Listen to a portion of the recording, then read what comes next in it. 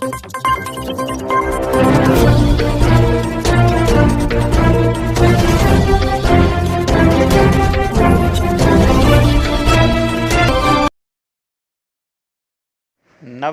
की हत्या के आरोपी 22 दिन बाद भी गिरफ्त से बाहर, परिजनों ने एसपी से लगाई गुहार।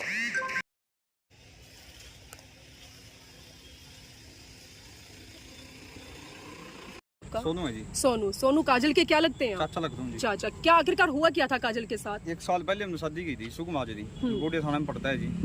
तो शादी के 4-5 महीने ठीक है जी, लड़की उसके बाद वो तंग लग गई जी, कारण मारपीट हुई लड़की के साथ, दहेज की मांग करा दी जी। तो हमारे पास लड़की ने बताया जी, हमने सोचा चलो लड़के का घर बसता जी, हमने उनको समझाया थोड़ा, लेकिन उनके हौसले इतने बुलंद है जी, वो मानने नहीं है बिल्कुल भी। उसके बाद हमारे को 15 तारीख को फ़ोन आया शाम को जी प्रीतम का, तो उसने बोला कि लड़की को चोट लग गया, आपका हॉस्पिटल आ जाओ देखने के लिए। हम वहाँ पे पहुँचे जी, तो हमारे को डॉक्टर ने लड़की को दिखाया नहीं, बुलाई नहीं है जी। तो वहाँ पे डायल 112 बुलाई जी, उन्होंने मौके से थाना SHO बुलाया बुढ़िया से, तो उन्होंने लड़की को हमारे को लाश ही दिखाई जी। उस टाइम लड़की मर चुकी थी, वो नाट भी निशान थे जी, लड़की गला घोट के मारा जी लड़की को उन्होंने जी। हाँ जी, तो हमारी कोई कार्रवाई नहीं हुई जी, हमने उसी दिन को मुकदमा दर्ज कराया था जी, और 20 दिन हुई जी हम रखे घरे, बुढ़िया थाना गए जी, SP के पास 2 बार है कि कोई कार्रवाई नहीं हुई। कितना समय हुआ था शादी को? 1 साल 2 महीने हुए शादी को। हाँ, तो किसके ऊपर आरोप लग रहे हैं इसमें? परिवार के ही है जी वो चारों। कौन कौन है? उसकी सास है जी मैना देवी, उसका ससुर है इंद्र, और जो लड़का है प्रीतम है उसका देवर है आकाश। तो 1 साल में कितने समय के बाद बच्ची को प्रताड़ित किया जा रहा था? पहले कभी कोई पंचायत वगैरह कुछ ऐसा मामला? पहले 3-4 महीने सब ठीक था जी। हाँ। उसके बाद परेशान लग गई थी कारण वो। किस बात को लेकर परेशान किया जा रहा है? दहेज की मांग थी जी, बस मोटरसाइकिल मांग कर दी जी, पैसा मंगाऊगा घर से, ये है वो है जी, बस बहुत तंग करी थी लड़की जिन्होंने, हमने बहुत समझाया जी, लेकिन बस ये काम है जी। तो किस दिन हुई ये घटना? ये 15 तारीख को शाम को हुई जी।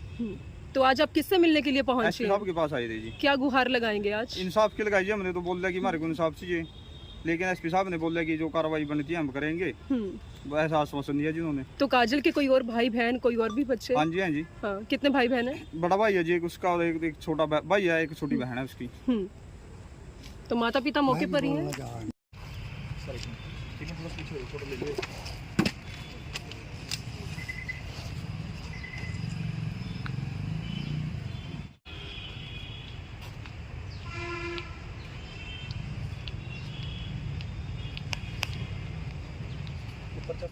फांसी के फंदे पर लटकाने से पहले उसका गला घोट कर उसकी निर्मम हत्या की थी, क्योंकि उसका एक बड़ा प्रूफ हमारे हाथ में है, जो मैं अपने यमुनानगर की जनता को दिखा रही हूँ।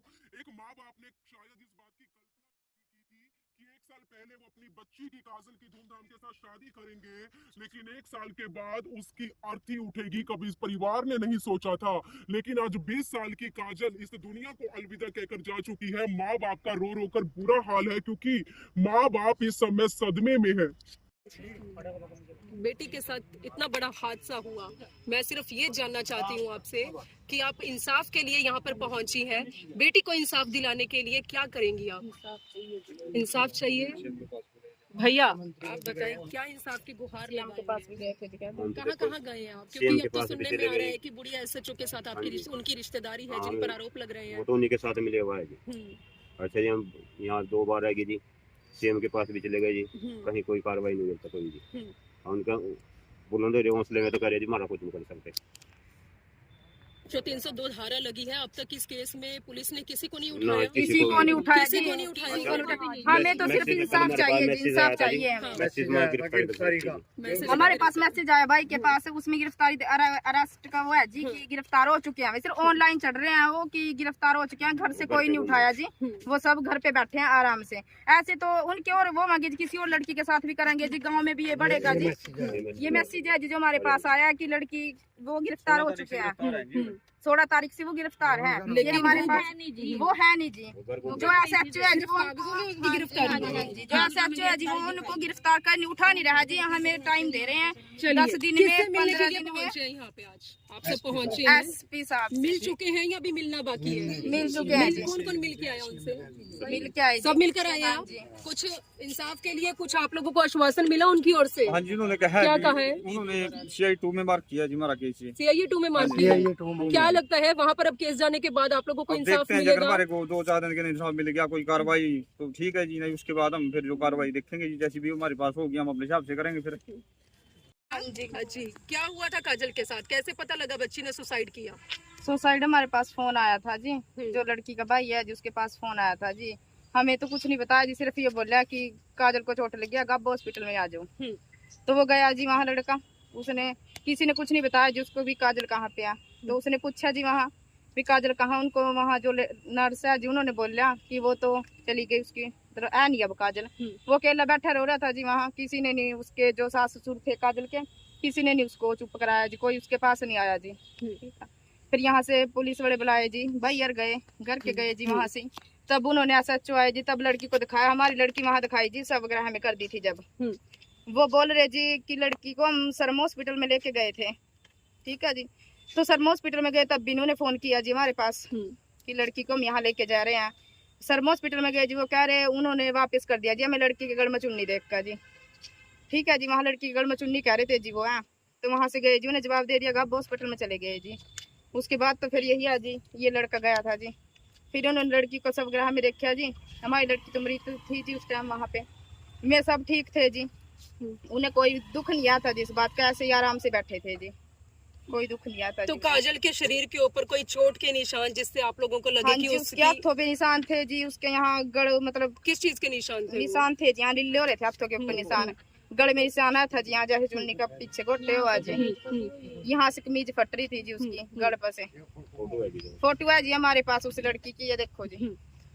अच्छा, ये फोटो है ये उस बच्ची फोटो की? है जी उस बच्ची की। फोन दिखाना होगा फिर से जी।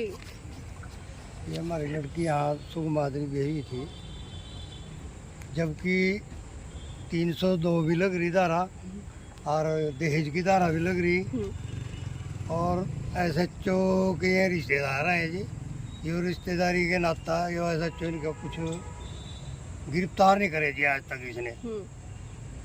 और हम कल थाने में गए थे, SHO ने हमारे को चिड़किया जी उल्टा, सर पर काम नहीं है और कहा अपने घर बैठो आराम से, हम कार्रवाई कर रहे हैं।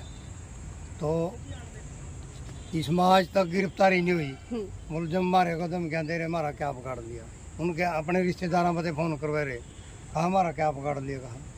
मैं आपको तो बीच में प्रशासन इतना कुछ होंगे भी, इतनी धारा लगे भी, लड़की के जो मुलजम ये जो है इनको गिरफ्तार नहीं कर रहे, तो इसका तो देखो कैसा प्रशासन है। किस SHO, कौन सी SHO के ऊपर आप आरोप लगा रहे हैं? बिलासपुर SHO? बूढ़िया SHO, बुढ़िया SHO? हाँ क्या इसके नाम ये है रिश्तेदार हैं जी, उनका? नाम क्या है SHO का?